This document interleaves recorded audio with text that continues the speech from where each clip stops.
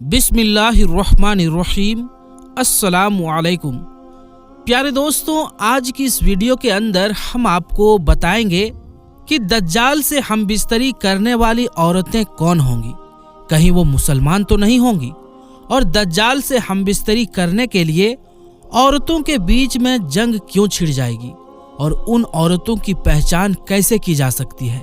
प्यारे दोस्तों, इन सभी सवालात के जवाबात जानने के लिए हमारी आपसे ये गुजारिश है कि आप हमारी इस वीडियो को आखिर तक जरूर देखिएगा। प्यारे दोस्तों, क़यामत के करीब की 10 बड़ी निशानियों में से एक निशानी दज्जाल का जाहिर होना भी है।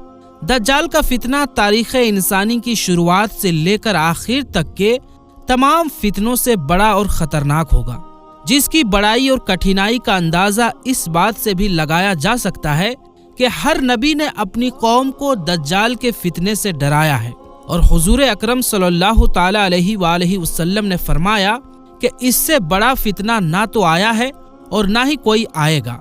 चुनांचे इस जमीन पर रहने वाले ईमान वालों के लिए किसी बड़े इम्तिहान से कम ना होगा, और औरतें दज्जाल के फितने का सबसे बड़ा निशाना बनेंगी। प्यारे दोस्तों, पहले हम आपको अहादीस की रोशनी में दज्जाल के बारे में बताते हैं। प्यारे दोस्तों, दज्जाल का माना है बहुत ज्यादा झूठा इंसान, क्योंकि दज्जाल भी सच्चाई के साथ गलत को मिलाकर झूठ बोलेगा, इसीलिए उसे दज्जाल कहा गया है। ये पहले तो खुद को मुसलमान जाहिर करेगा और लोगों को भलाई की तरफ बुलाएगा, लेकिन फिर नबूवत और आखिरकार खुदा होने का दावा कर देगा।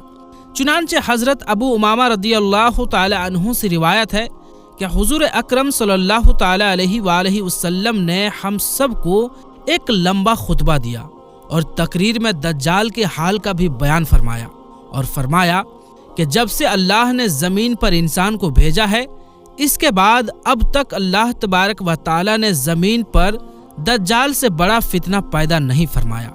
तमाम अंबिया अपनी उम्मत को दज्जाल के फितने से खौफ दिलाते रहे हैं, यानी डराते रहे हैं, क्योंकि तमाम अंबिया के आखिर में मैं हूँ और तुम ही आखिरी उम्मत हो, इसीलिए दज्जाल भी तुम ही में पैदा होगा।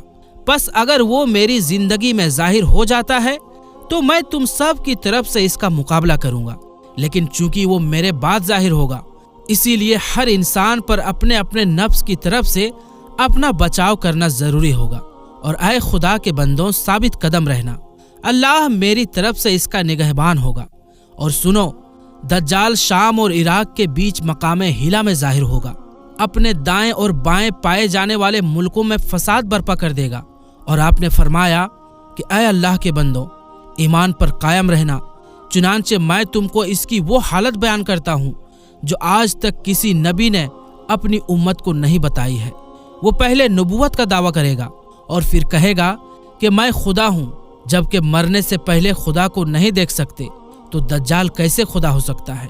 और फिर आप सल्लल्लाहु अलैहि वसल्लम ने इरशाद फरमाया कि दूसरी निशानी ये होगी कि दज्जाल काना होगा, और याद रखना कि तुम्हारा खुदा कभी काना नहीं हो सकता। और उसकी तीसरी निशानी ये होगी कि उसकी पेशानी पर काफ, फा और रा लिखा होगा, यानी कि काफिर लिखा होगा, जिसे हर मुसलमान आलिम हो या जाहिल हो सब पढ़ लेंगे।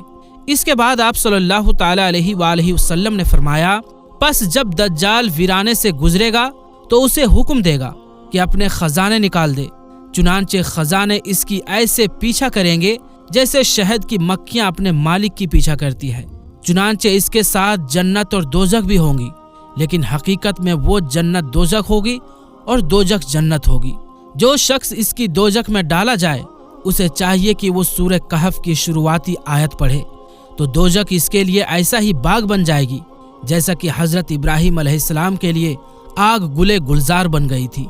रिवायात के मुताबिक इसका एक फितना यह भी होगा कि वो एक शख्स को मार कर चीर के 2 टुकड़े कर देगा, और फिर कहेगा कि देखो, अब मैं इस बंदे को मिलाता हूँ, तो क्या इसके बाद तुम लोग किसी और को खुदा मानोगे। अल्लाह इस दज्जाल का फितना पूरा करने के लिए इस शख्स को दोबारा जिंदा कर देगा। फिर दज्जाल इससे पूछेगा कि तेरा रब कौन है।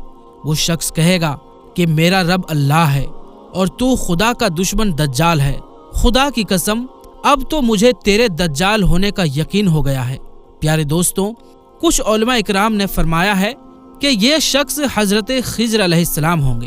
پیارے دوستوں، دجال کے فتنوں میں سے ایک فتنہ یہ بھی ہوگا کہ دجال آسمان کو حکم دے گا تو وہ بارش برسائے گا، اور زمین کو حکم دے گا تو زمین سبزہ اگائے گی، اور اس دن جانور خوب موٹے ہوں گے اور ان کے تھن دودھ سے بھرے ہوں گے۔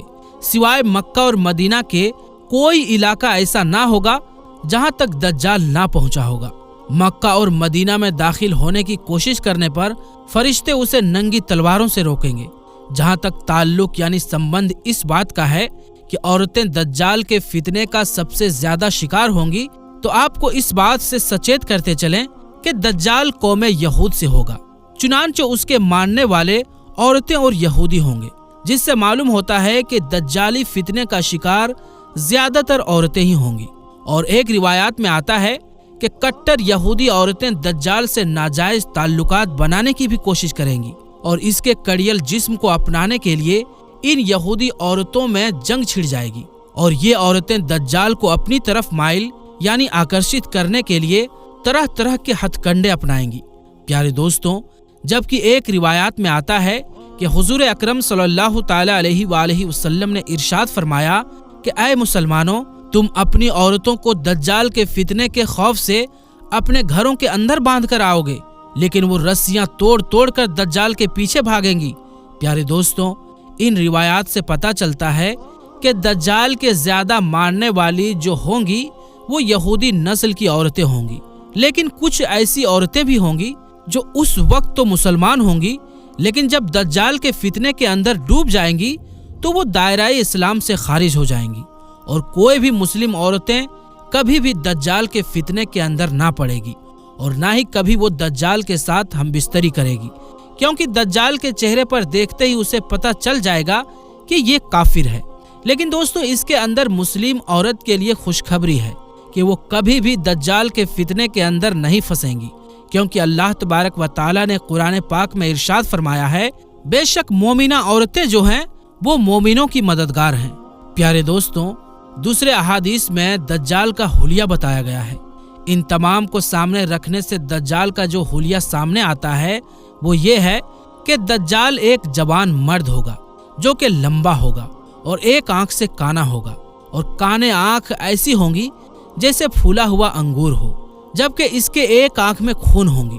اس کا سینہ چوڑا اور ذرا سا اندر کی طرف دھنسا ہوا ہوگا۔ دجال کے پیشانی چوڑی ہوگی اور دونوں آنکھوں کے بیچ کاف فا را یعنی کہ کافر لکھا ہوا ہوگا، جسے ہر مسلمان پڑھ سکے گا، چاہے اسے پڑھنا آتا ہو یا پھر نہ آتا ہو، اور اس کے بال بہت زیادہ گھنگرالے ہوں گے۔ اس کی جوانی کو دیکھ کر زیادہ تر عورتیں اس کی دیوانی ہو جائیں گی۔ اسی وجہ سے ان عورتوں کے بیچ دجال سے ہم بستری کرنے کے لیے جنگ چھڑ جائے گی۔ چنانچہ دجال کی سواری ایک بہت بڑا گدھا ہوگا۔ اس کا ظہور شام اور عراق کے درمیان ہوگا، اور وہ وہاں رسالت کا دعویٰ کرے گا، اور اس کے بعد وہ اصفہان چلا جائے گا، جہاں سے اس کے ساتھ 70,000 یہودی مل جائیں گے، اور وہ یہیں سے خدائی کا دعویٰ کر کے چاروں طرف فتنہ و فساد شروع کرے گا، اور زمین کے الگ الگ جگہوں پر گھوم پھر کے لوگوں سے خدا کہنے کا حکم دے گا۔ پیارے دوستوں، جبکہ اللہ تبارک و تعالی لوگوں کی آزمائش کے لیے اس سے بڑے بڑے عجیب کام ظاہر کروائے گا، اور اس وقت اس کی اصلی پہچان صرف مسلمانوں کو ہی ہوگی۔ چنانچہ اس کے پاس ایک آگ ہوگی جس کو وہ دوزخ کہے گا، اور ایک باغ ہوگا جس کو وہ جنت کا نام دے گا۔ چنانچہ وہ دشمنوں کو آگ میں جبکہ اپنے ماننے والوں کو جنت میں ڈالے گا۔ چنانچہ اس کے پاس کھانے پینے کی چیزوں کا ایک بہت بڑا خزانہ ہوگا، جس کو چاہے گا دے گا، اور جو اس کے دشمن ہوگا وہ اس کو کھانے پینے کی چیزیں نہیں دے گا۔ اس طرح کی بہت سی سزائیں مسلمانوں کو دے گا، لیکن اللہ کے فضل سے اللہ کی تسبیح مسلمانوں کو کھانے کا کام دے گی۔ اور روایات میں بتایا گیا ہے کہ دجال کے ظہور سے 2 سال پہلے قحط یعنی اکال رہ چکا ہوگا، اور تیسرے سال اکال کے دوران ہی اس خبیث کا ظہور ہوگا۔ زمین میں دفن خزانے اس کے حکم سے اس کے ہو جائیں گے، اور وہ کچھ آدمیوں سے کہے گا کہ میں تمہارے ماں باپ کو زندہ کر سکتا ہوں، اسی لیے تم میری قدرت دیکھ کر میری خدائی کا یقین کر لو۔ اور اسی حالت میں وہ بہت سے دیش سے گزرے گا، یہاں تک کہ وہ یمن پہنچے گا، جہاں سے بہت سے بددین لوگ اس کا ساتھ دینے کے لیے راضی ہو جائیں گے اور وہاں سے واپس ہو کر وہ مکہ مکرمہ کے پاس ٹھہر جائے گا۔ اس کے علاوہ مدینہ میں 3 خوفناک زلزلے آئیں گے کہ جس کے بعد وہاں کے رہنے والے بدعقیدہ لوگ ان زلزلوں کے خوف کی وجہ سے شہر سے نکل کر دجال کے فندے میں جا پھنسیں گے۔ چنانچہ مدینہ سے دجال شام کی طرف روانہ ہوگا اور اس کے پہنچنے سے پہلے ہی حضرت امام مہدی دمشق میں پہنچ چکے ہوں گے اور دجال کے ساتھ جنگ کرنے کی تیاری کے لیے فوج کی ویوستھا کریں گے۔ ایک دن لوگ نماز میں بیجی ہوں گے کہ اسی دوران حضرت عیسیٰ علیہ السلام دمشق کی جامع مسجد کے مشرق کے مینار پر اتریں گے اور امام مہدی رضی اللہ تعالی عنہ سے ملاقات کریں گے۔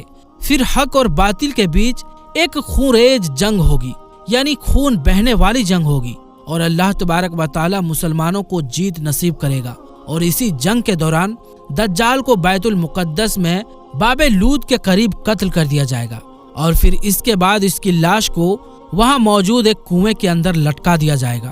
اللہ پاک سے دعا ہے کہ اللہ تبارک و تعالی ہمیں ہر قسم کی دجالی فتنے سے ہمیشہ ہمیشہ کے لیے محفوظ رکھے۔ تو پیارے دوستوں، آج کی اس ویڈیو میں بس اتنا ہی۔ اگر یہ ویڈیو آپ کو اچھی لگی ہو تو ویڈیو کو لائک کریں اور اپنے دوستوں رشتہ داروں تک اس ویڈیو کو زیادہ سے زیادہ شیئر کریں۔